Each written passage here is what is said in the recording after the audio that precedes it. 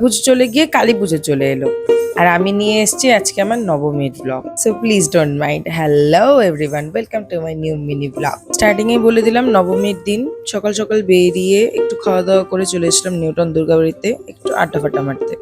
এতদিন তো অনেক পুজো ঘোরা হলো, তার জন্যই সবাই মিলে আমরা বেরিয়ে গিয়েছিলাম একটু মোমো চাউমিনের উদ্দেশ্যে। অ্যাম্বিয়েন্সটা দেখে সবাই বুঝতেই পেরে গেছো আমি কোথায় গিয়েছিলাম। খালি যাওয়া না, হয়েছে প্রচুর খাওয়া দাওয়া।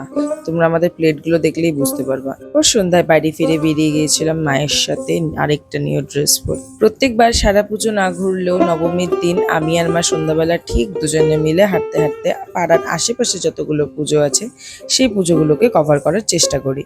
এবার আশেপাশে ঘোরার নাম করে আমি আর মা হাঁটতে হাঁটতে সেই মিলন সংঘ, কিশোর সংঘ, ভাতৃ সংঘ এত দূর গিয়ে পুজো দেখে এসেছি। আমার মুখে শুনেছি হেঁটে পুজো দেখার মজাটাই হয়তো আলাদা, কিন্তু মজা তো হয়েছে, তার সাথে পায়ে যা ব্যথা, বাপরে বাপ। আগামী দুদিন আমার প্রায় প্রচন্ড ব্যথা ছিল।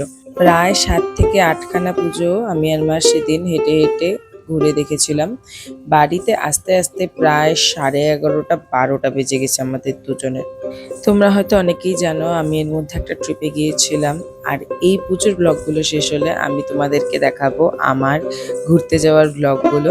আর আমার এই ব্লগগুলোকে এত ভালোবাসা দেওয়ার জন্য, সুন্দর সুন্দর কমেন্ট করার জন্য তোমাদের প্রত্যেককে থ্যাংক ইউ।